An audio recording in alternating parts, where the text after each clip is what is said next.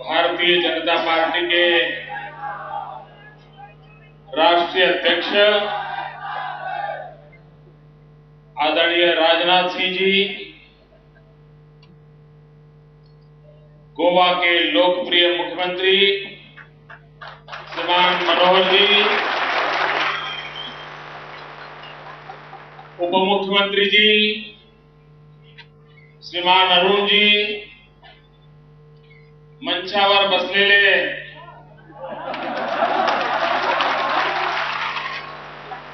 सगळे नेतेगण,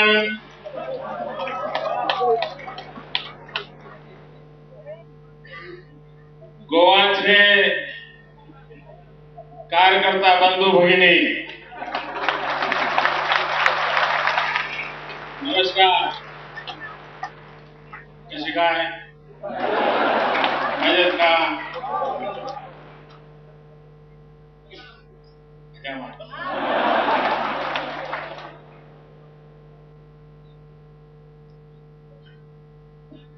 आदरणीय राजनाथ जी का बहुत आभारी हूं कि मुझे न सिर्फ एक नए कार्य की जिम्मेवारी दी है, लेकिन उन्होंने कार्यकर्ता की नजरों में, देश की जनता की नजरों में एक बहुत ही बड़ा सम्मान दिया है. मैं उनका बहुत बहुत आभारी हूं.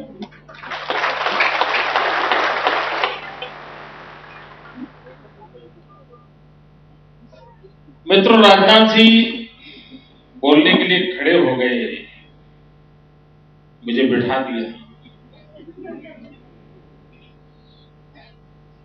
वैसे बाहर के लोगों को इस घटना का मूल्य समझना बहुत मुश्किल है.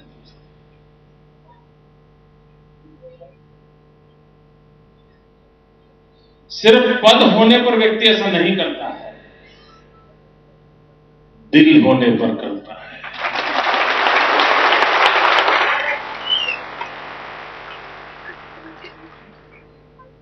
और ये जो दरिया दिली की जिसको कहें, वो माननीय अध्यक्ष ने दिखाई है. और यही चीज है जो हमें दिन रात दौड़ने के लिए ताकत देती है.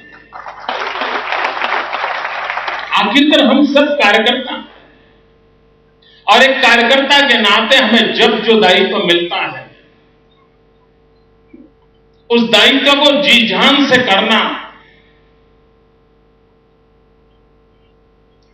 पूरी शक्ति झोंक देना.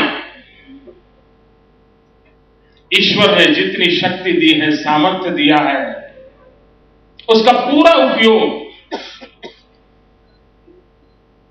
इस दायित्व को निभाने के लिए करना चाहिए.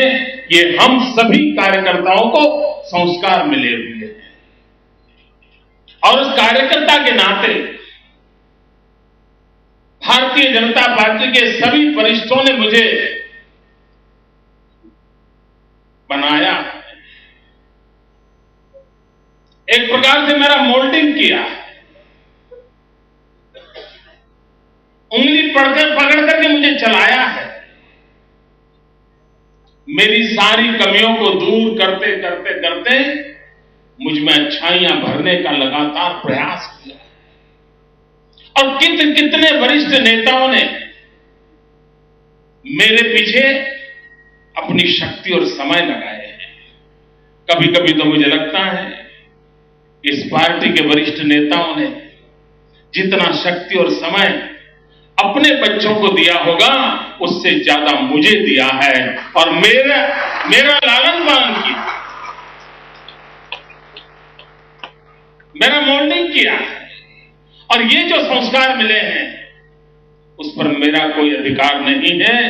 ये जो क्षमता मिली है, इस पर मेरा अधिकार नहीं है. इस पर अधिकार अगर सबसे पहले कोई इसका है, तो भारतीय जनता पार्टी के लाखों कार्यकर्ताओं का है.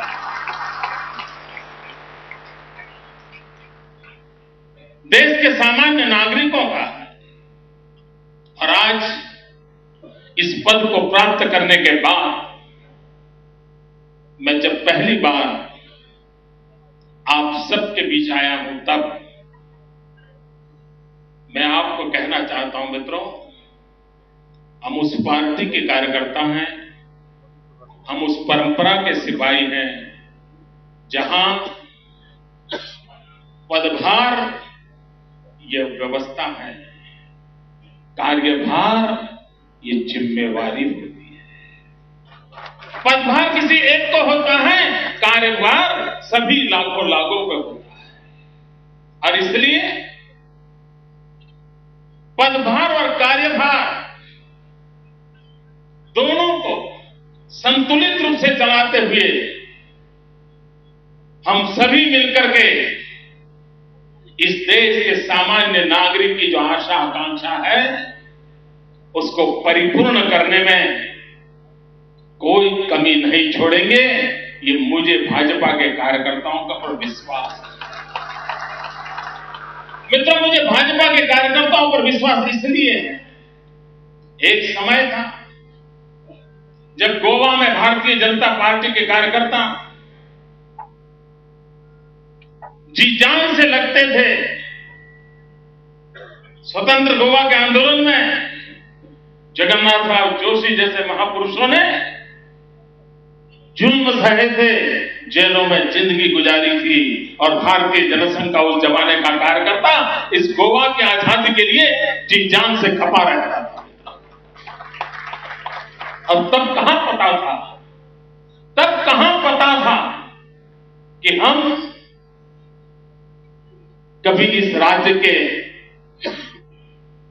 भाग्य के नेता भी बन सकते हैं। जब हमारी जमानतें जब्त होती थी, उम्मीदवार ढूंढने के लिए जाना पड़ता था, तब भी भारत मां की जय कह करके ये हजारों कार्यकर्ता दिन रात लगे रहते थे। ये पूंजी किसके पास है? आज केरल में देखें, नागालैंड, मिजोरम, त्रिपुरा में देखें, मित्रों कहीं और कहीं हमारे कार्यकर्ताओं ने जिंदगी गंवाई है, उनको मौत के घाट उतार दिया गया, हमें अपने विचारों से विचलित करने का प्रयास किया गया, लेकिन उसके बावजूद भी न भारतीय जनसंघ का या भारतीय जनता पार्टी का कार्यकर्ता न उसने रुकने का नाम लिया, न उसने थकने का नाम लिया, न उसने झुकने का नाम लिया। यही तो विरासत है जिसको लेकर के हम आगे बढ़ रहे हैं। और इसलिए भाई बहनों, हमारे कार्यकर्ता नाम की जो व्यवस्था है, कार्यकर्ता नाम का हमारे पास पद जो है, और यहां जिला कक्षा के कार्यकर्ताओं को बुलाया गया है। जिला स्तर के कार्यकर्ता जब मेरे सामने बैठे हैं, तब ये पार्टी में ऐसे अनेक लोग होंगे जिनका कभी अखबार में नाम नहीं छपा होगा, ऐसे अनेक लोग होंगे जिनका चेहरा कभी टीवी पर दिखाई नहीं दिया होगा, अनेक लोग होंगे जिनकी पहचान तक नहीं होगी, लेकिन 2-2, 3-3 पीढ़ी से पूरा का पूरा परिवार भारत मां की जय करते करते अपना परिवार लुटाता रहा है, तब जाकर के पार्टी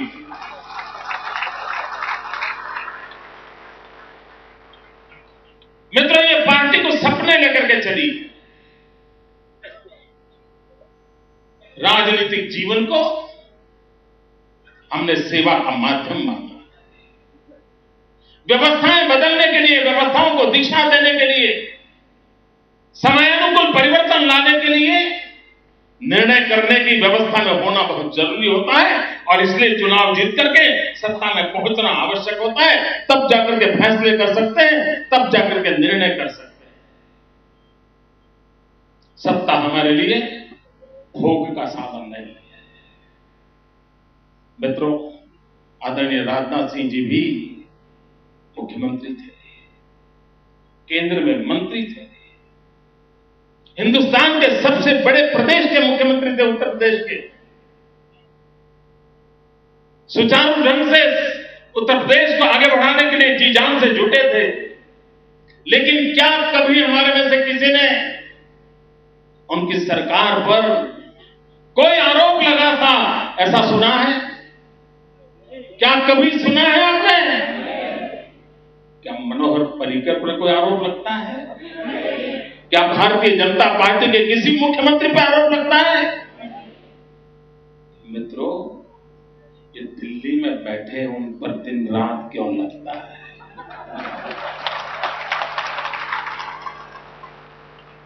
क्या कारण है? और उनको कोई परवाह भी नहीं। वे करप्शन प्रूफ हो चुके हैं। उनको इसका कोई असर ही नहीं होता। और हंसी मजाक में निकाल देते हैं। और कितनी बेशर्मी तो देखो, अरबों खरबों रुपया खर्च करके टीवी पे एडवर्टाइजमेंट दे रहे हैं। भारत के निर्माण पे हक है मेरा। लोग कहते हैं भारत के निर्माण पे शक है मेरा।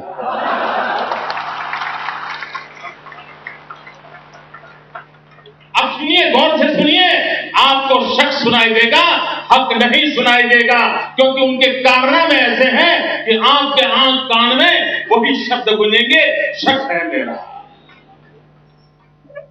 ये काम क्या है? अभी अरुण जी कह रहे थे, well beginning half done, well begin half done. मैं कहता हूं वेल बिगन हाफ वन।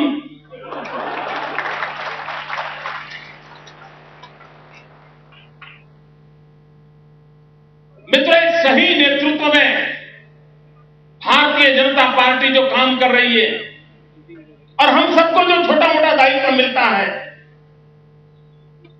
जिसके जिम्मे जो काम आएगा, उस काम को इतने गर्व से, इतनी मेहनत से हम करेंगे कि राजनाथ सिंह जी ने जो सपने देखे होंगे, जो डिजाइन बनाई होगी, उसको हम परिपूर्ण करके रहेंगे, इस विश्वास के साथ आगे बढ़ेंगे।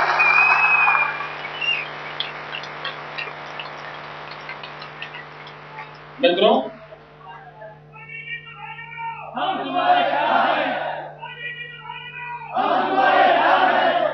ये दिल्ली में जो सरकार है,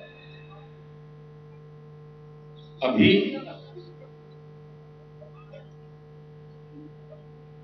क्या समस्या है भाई आपको? आप तो जीटीयू वाले हैं, तो वो तो बहुत अच्छे लोग होते हैं।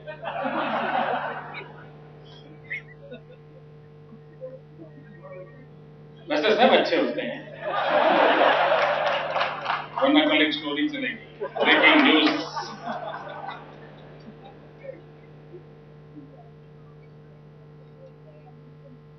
मित्रों, अभी प्रधानमंत्री जी ने इंटरनल सिक्योरिटी की एक मीटिंग बुलाई थी। सभी मुख्यमंत्री उस मीटिंग में थे, और अचानक उन्होंने खड़े होकर के छत्तीसगढ़ में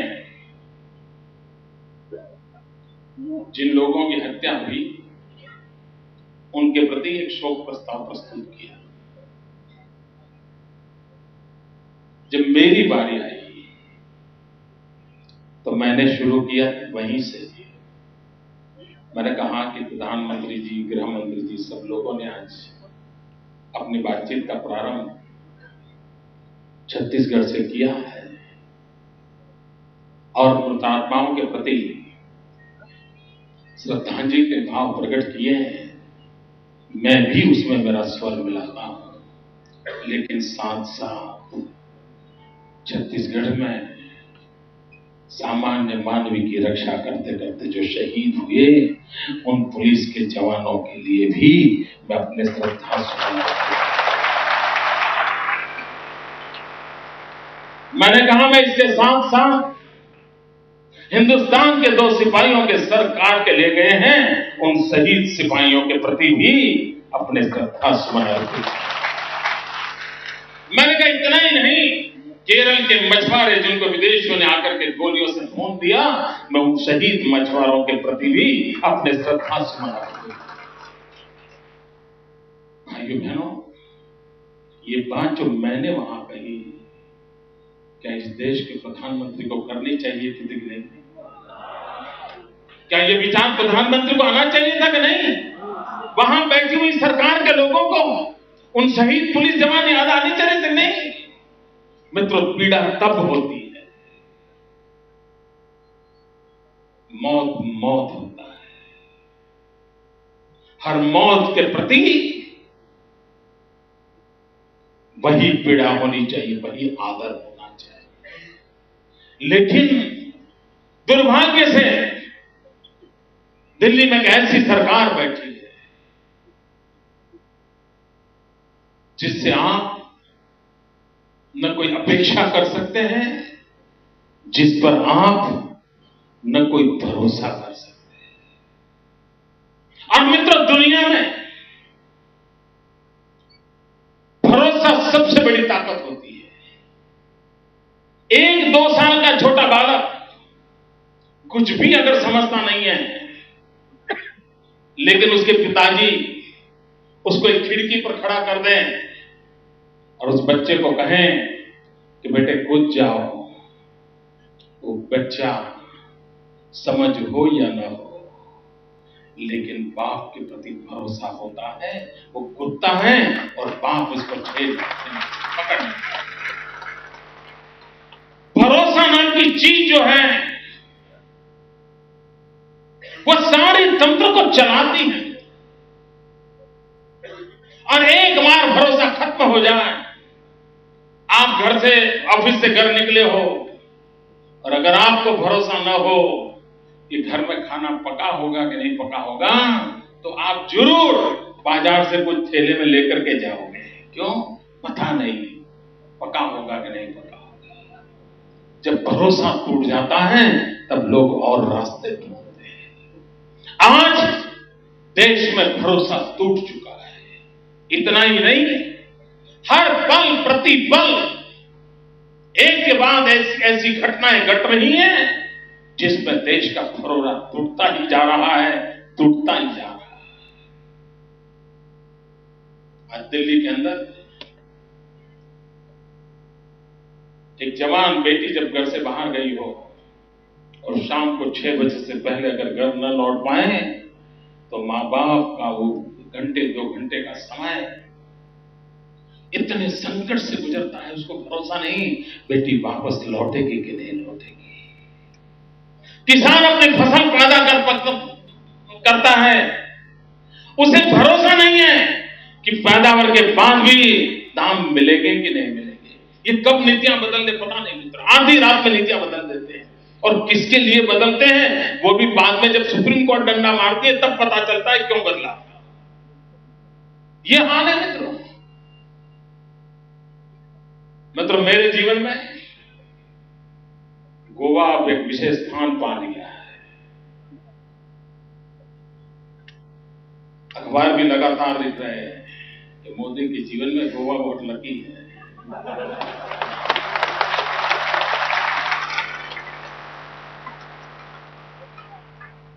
मित्रों, मुद्दा मोदी के लक का नहीं है। यही गोवा है जिसने 2002 में मुझे गुजरात की सेवा आगे बढ़ाने के लिए परवाना दिया था, और उसका नतीजा यह आया कि आज गुजरात चाइना के साथ स्पर्धा करने लगा है। अगर गोवा ने मुझे वो परवाना न दिया होता तो शायद मेरा गुजरात उसकी सेवा करने का मुझे सौभाग्य न मिला होता। मित्रों, मुझे गोवा से जब जब आशीर्वाद मिले हैं उस काम ने नई ऊंचाइयां पार की है, और इसलिए मुझे भरोसा है इस बार भी कि गोवा ने मुझे जो आशीर्वाद दिए हैं और अध्यक्ष जी ने जो कार्य दिया है वो भी शानदार तरीके से यशस्वी होगा, ये मेरा विश्वास है।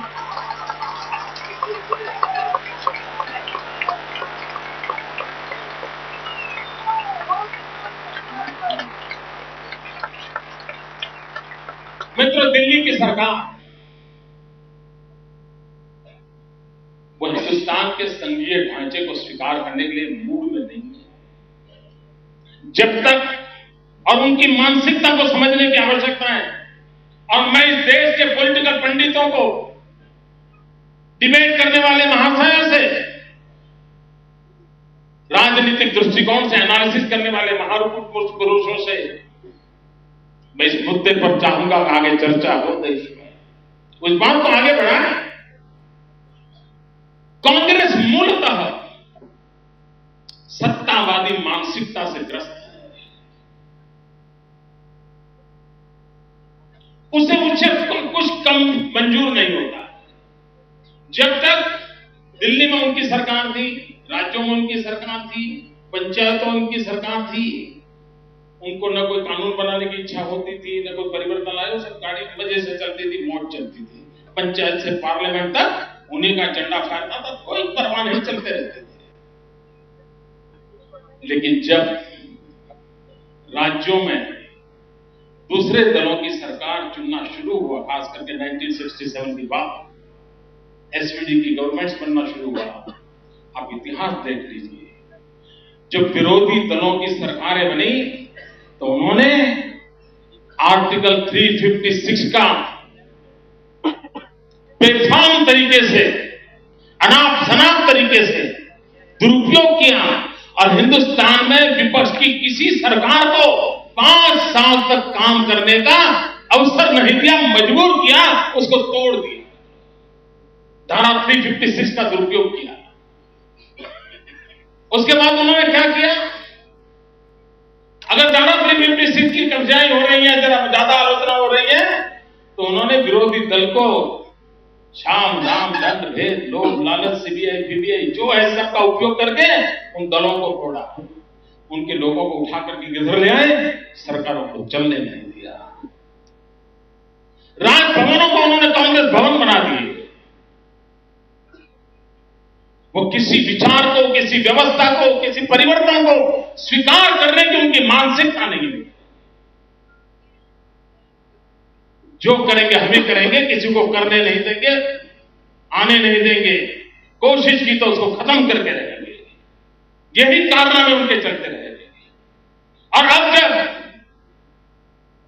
356 लगाना मुश्किल हो रहा है, दल बदलू का कानून आने के बाद वो कठिन हो गया है, तो तीसरा उपाय उठाया है, हर किसी के पीछे सीबीआई छोड़ दो। अब देखिए, इस देश के विपक्ष के कोई नेता ऐसे बाकी नहीं है जो सरकार में हो और इन्होंने इस पर सीबीआई छोड़ी नहीं। क्यों? दबाना, दबोचना, और ये चीजें उनकी लोकतंत्र के प्रति अनास्था को प्रकट करती है। उनका लोकतंत्र में कोई भरोसा नहीं। वे राजनीतिक दलों को सम्मान के साथ देखने के लिए तैयार नहीं है, और तब जाकर के ये परिस्थिति पैदा है। संस्थाओं को तोड़ना, संस्थाओं को मरोड़ना, और संस्थाएं अगर टूटती नहीं है तो एक के ऊपर दूसरे को बिठा देना, ये एक नई चाल चालू हुई है हिंदुस्तान में।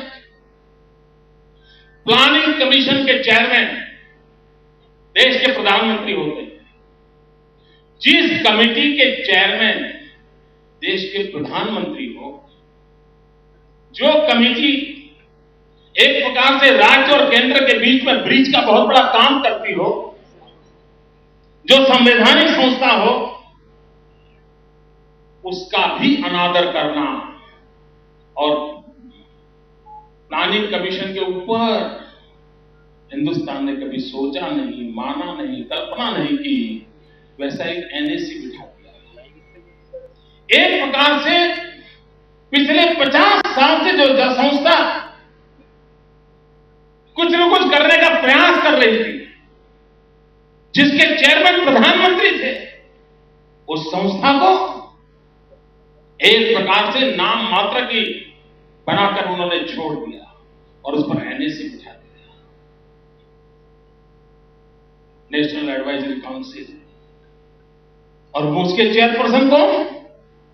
मैडम। तो फिर प्रधानमंत्री बनाने की जरूरत क्या थी भाई? इतनी बड़ी कैबिनेट बनाने की जरूरत क्या थी? प्लानिंग कमीशन बनाने की जरूरत थी? इतने अरबों खरबों रुपए देश के खर्च करने की जरूरत क्या थी? और एनएसी भी कैसा? मैंने प्रधानमंत्री के सामने आंख में आंख मिला करके सीधा सवाल कुछ करते हुए अभी भाषण में कहा था उनको, रूबरू में वो हाजिर थे। मैंने कहा साहब मुझे बताइए, आप कहते हैं माओवाद खत्म होना चाहिए, आपके भाषण में उल्लेख किया है, माओवाद एक बहुत बड़ी चुनौती है आपने कहा है। और मैंने प्रधानमंत्री जी को कहा पशुपति से लेकर के तिरुपति तक एक रेड कॉरिडोर आज रक्त रंजीत होता जा रहा है। एक रक्त रंजीत हो रहा रेड कॉरिडोर, आए दिन निर्दोष लोगों को मौत के घाट उतार दिया जा रहा है। भले भोले निर्दोष नौजवान हाथ में बंदूक उठाने का शौक जग रहा है, देश तबाही के कंगार पर जाके खड़ा है, और आप सिवाय बयान कुछ नहीं कर सकते क्योंकि आपके इरादे नेक नहीं है। तो हो गया ये निर्दोष नौजवान हाथ में बंदूक उठाने का शौक जग रहा है, देश तबाही के कंगार पर जाके खड़ा है, और आप सिवाय बयान कुछ नहीं कर सकते क्योंकि आपके इरादे नेक नहीं है। तो पूरे हाउस में सन्नाटा हो गया। और मैंने कहा मुझे बताइए, अगर आप, और भाइयों बहनों ये गंभीरता से सुनिए और हर गांव गली में बात पहुंचाइए। मैंने प्रधानमंत्री को सीधा सीधा पूछा, मुझे बताइए प्रधानमंत्री जी, आपकी नेशनल एडवाइजर काउंसिल जो है मैडम सोनिया जी जिसके अध्यक्षा हैं, उस एक एनआईसी के मेंबर, एनएसी के मेंबर, उसका एक एनजीओ चलता है, उस एनजीओ की एक अध्यक्षा माओवादी गतिविधियों के कारण जेल में थी, और एक कलेक्टर को किडनैप किया गया था, आपको याद होगा। उस कलेक्टर को किडनैप किया गया था, उसके बदले में जिन लोगों को छोड़ने की मांग की गई थी, उसमें ये आपके प्रधानमंत्री के साथ जुड़ी हुई मैडम सोनिया जी के एनएसी के मेंबर के एनजीओ की अध्यक्षा थी। अगर उस अध्यक्षा जो इस प्रकार की गतिविधि में लगी हुई है और वो एनजीओ चलाने वाला व्यक्ति एनएसी में बैठा हो, तो आप कैसे देश को भरोसा दोगे कि आप माओवाद के खिलाफ लड़ना चाहते? ये संभव है क्या मित्रों? अरे जो पाप कर रहे हैं उन पापियों के साथीदार को अगर आप बगल में बिठाओगे तो पाप नष्ट होने की संभावना है, लेकिन उनको कोई शर्म ही नहीं है।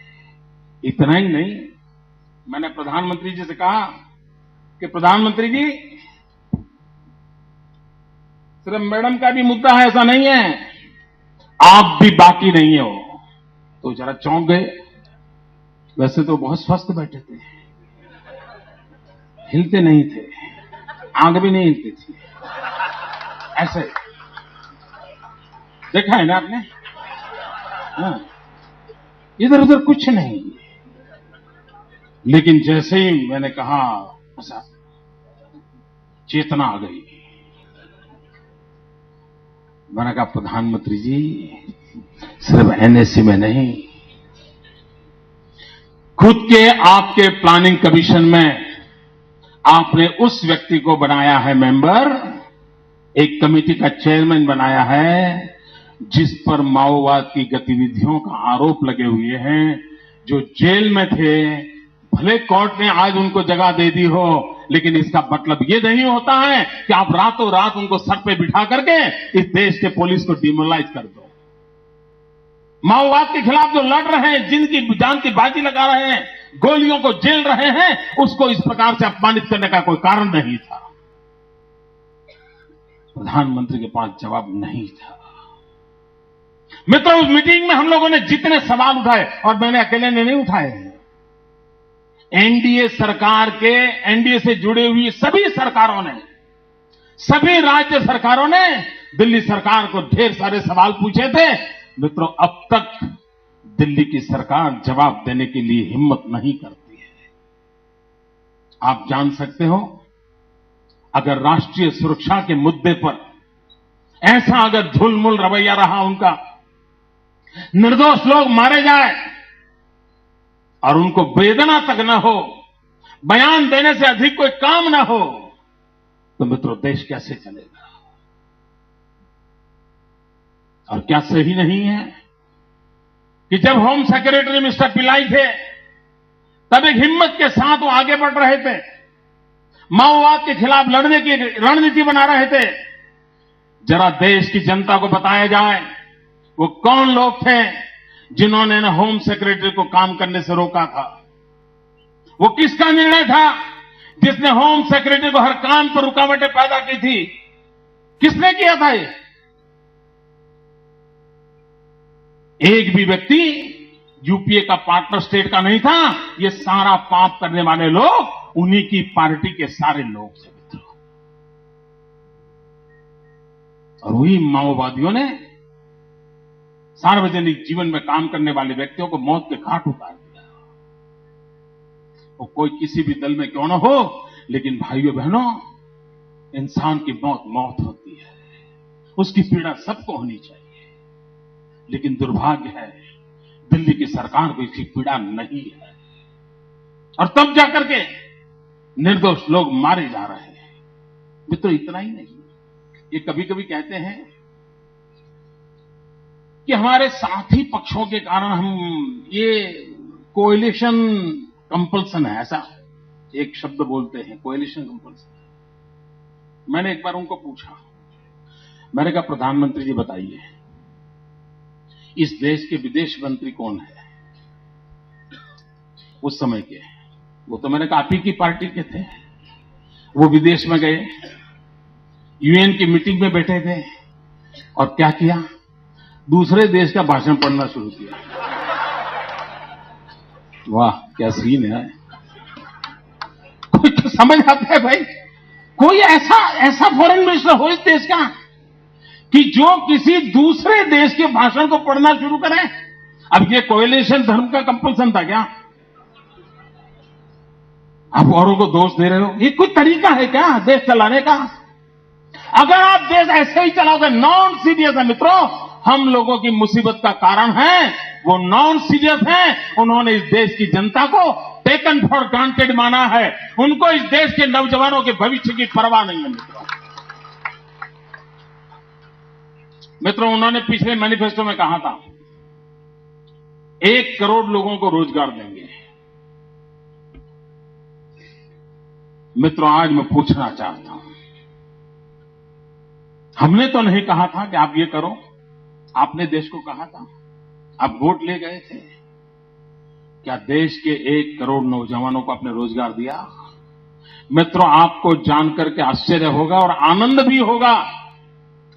भारत सरकार का रिपोर्ट कहता है कि पिछले 5 वर्ष में हिंदुस्तान में जो कुल रोजगार मिले हैं, उन रोजगार में से 80% रोजगार भारतीय जनता पार्टी और उनके साथी पक्षों की सरकारों ने दिया है। 80%।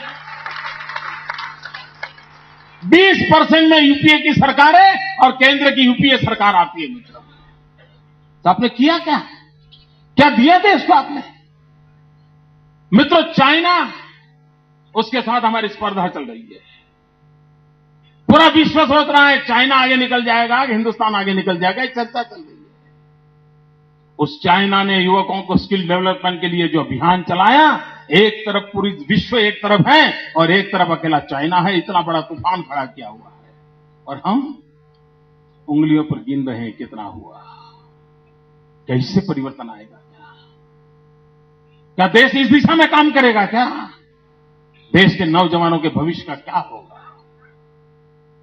मित्रों, जिस प्रकार का अनरेस्ट पैदा हो रहा है, जिस प्रकार का नौजवानों में आक्रोश पैदा हो रहा है, अगर समय रहते इन नौजवानों की शक्ति और सामर्थ्य को देश हित के काम में हमने नहीं लगाया तो यही हमारे लिए संकट का कारण बन जाएंगे। ये दिल्ली की सरकार को समझना चाहिए। क्या कारण है कि आए दिन दिल्ली में कोई भी घटना घटती है तो जंतर मंतर पर नौजवानों की भीड़ लग जाती है मित्रों। कोई नेता नहीं, कोई नारा नहीं, सिर्फ आक्रोश व्यक्त करने के लिए आ जाते हैं। क्यों? इस देश का भला इसमें होगा कि हिंदुस्तान के भाग्य को बदलने के लिए हिंदुस्तान के नौजवानों पर ध्यान केंद्रित किया जाए। मित्रों, इस देश का 65% पॉपुलेशन 35 से नीचे है। 35 से कम उम्र की संख्या 65% से ज्यादा है। मित्रों, ये डेमोग्राफिक डिविडेंड है। कितना बड़ा सौभाग्य है कि हम विश्व के सबसे जवान देश हैं। मित्रों, जिस घर में बेटा जवान होता है वो मां बाप कितने खुशी आनंद करते हैं। ये देश है कि जहां ऐसे लोग बैठे हैं कि जहां जवान को बोझ लगता है। मित्रों, जवान अगर जो बोझ लगता है तो भारत का भाग्य कौन बदलेगा? और इसलिए भाइयों बहनों, दिल्ली की सल्तनत पूरी तरह विफल हो चुकी है। किसी मोर्चे पर उन्होंने सही काम नहीं किया है, कोई काम ढंग से पूरा नहीं किया।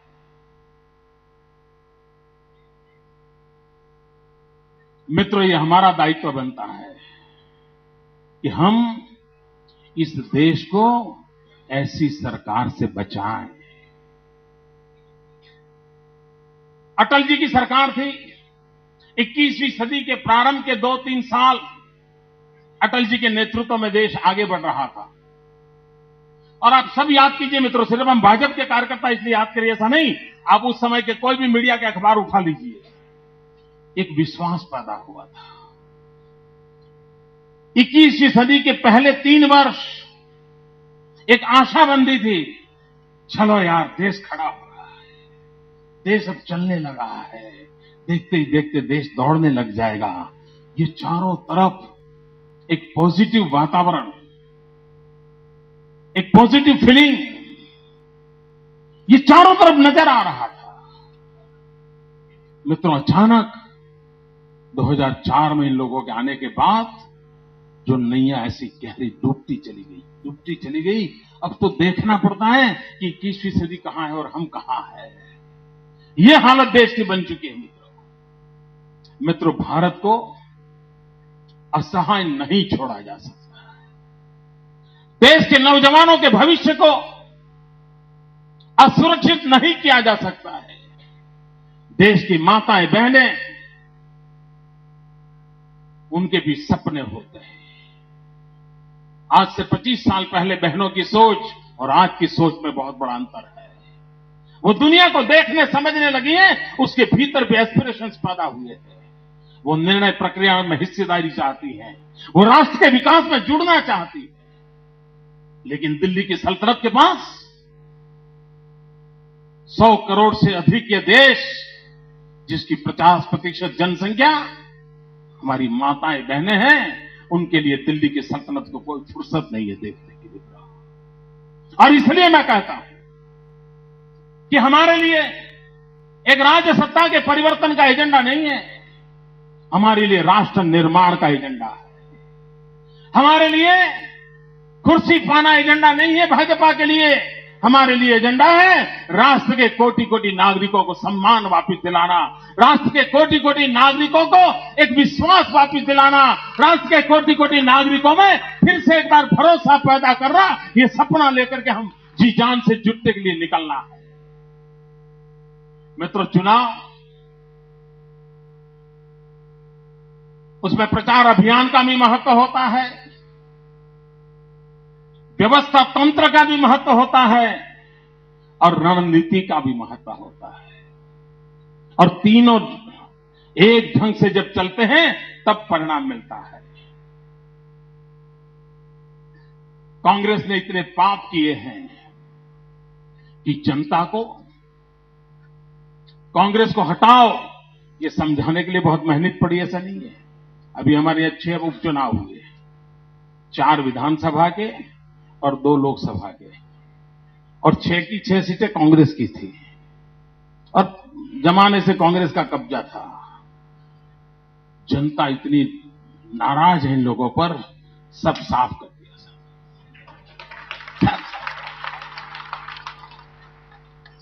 और मार्जिन भी इतना दिया है कि मित्रों कांग्रेस के लोग समझ नहीं पाएंगे कि जनता का मिजाज क्या है।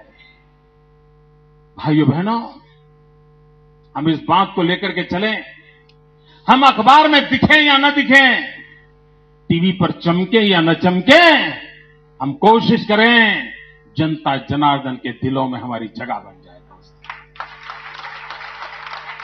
एक बार उस सपने को लेकर के हम चलेंगे तो राजनाथ जी के नेतृत्व में इस हिंदुस्तान को फिर से एक बार जो काम अटल जी छोड़ के हमारे पास रखा हुआ है, उस काम को हम सब आगे बढ़ाएंगे और हिंदुस्तान को 21वीं सदी के सपनों को साकार करने के लिए पूरे देश में एक परिवर्तन की लहर उठेगी। इसी एक अपेक्षा और सब शुभकामनाओं के साथ और फिर एक बार मनोहर जी को मैं बहुत बहुत बधाई देता हूं, बहुत बहुत शुभकामनाएं देता हूं। मैं जानता हूं मित्रों, मैं भी एक मुख्यमंत्री हूं, वे भी एक मुख्यमंत्री हैं, तो परेशानियां मैं जानता हूं। आप देखिए गोवा में माइंस का कितना बड़ा संकट आया है, सारी एक्टिविटी रोक ली है ना, यही हुआ है ना। ये दिल्ली सरकार है, उसने दो काम करती है। एक, जो कुछ भी है उसको बांटो, इसको दे दो, इसको दे दो। क्यों? क्योंकि कुर्सी वापिस आ जाए। अच्छे काम के लिए रुपये खर्च करने की न उनके समझ है न करने का इरादा है। और दूसरी तरफ पॉलिसी पैरालिसिस। आप देखिए उनकी नीतियों की ये दुर्दशा के कारण हिंदुस्तान में एक तरफ 30,000 मेगावाट बिजली उत्पन्न करने वाले कारखाने पड़े हुए हैं, फिर भी देश अंधेरे में है। क्यों? कोयला नहीं है। कोयला क्यों नहीं है? कोयला देने की पॉलिसी नहीं है। पॉलिसी क्यों नहीं है? प्रधानमंत्री ने जहां पूछना है वहां से जवाब नहीं आया है। आप मुझे बताइए भैया, अगर ऐसा ही चलेगा तो देश में कितने दिन औरों को जिनके पास कोयला है कितने दिन चलेगा? हमारे गुजरात में मित्रों आज हमारी 3,000 जैसे ज्यादा मेगावाट बिजली के कारखाने बंद पड़े। क्यों? कोयला नहीं है, गैस नहीं है। कारण दिल्ली सरकार का निर्णय नहीं है। क्या कोई देश ऐसे चल सकता है? मैं तो हैरान हूं साहब इन लोगों के दिमाग पर। अभी एक क्रिकेट का गड़बड़ हुआ तो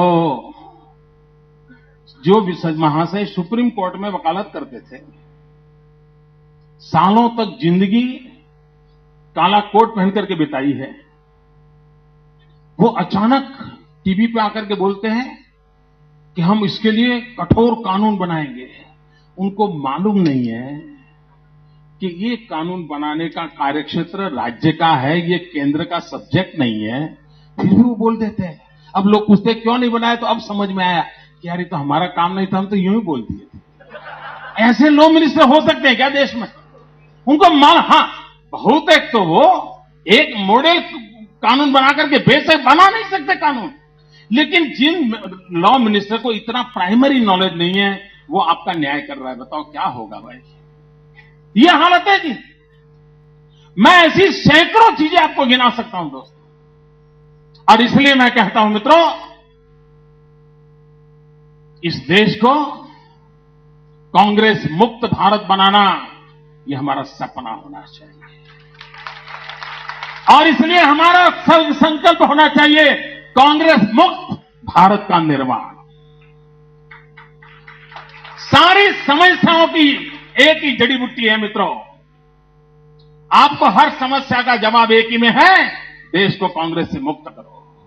अगर कांग्रेस से मुक्त करेंगे हर समस्या का समाधान मिलेगा, विकास की नई ऊंचाइयां मिलेगी, बेरोजगार को रोजगार मिलेगा, माता बहनों को सुरक्षा मिलेगी, राष्ट्र गौरव के साथ आगे बढ़ेगा, गांव गरीब किसान खेत और खलिहान के अंदर खुशहाली की नौबत आएगी। शर्त यही है, कांग्रेस भगाओ।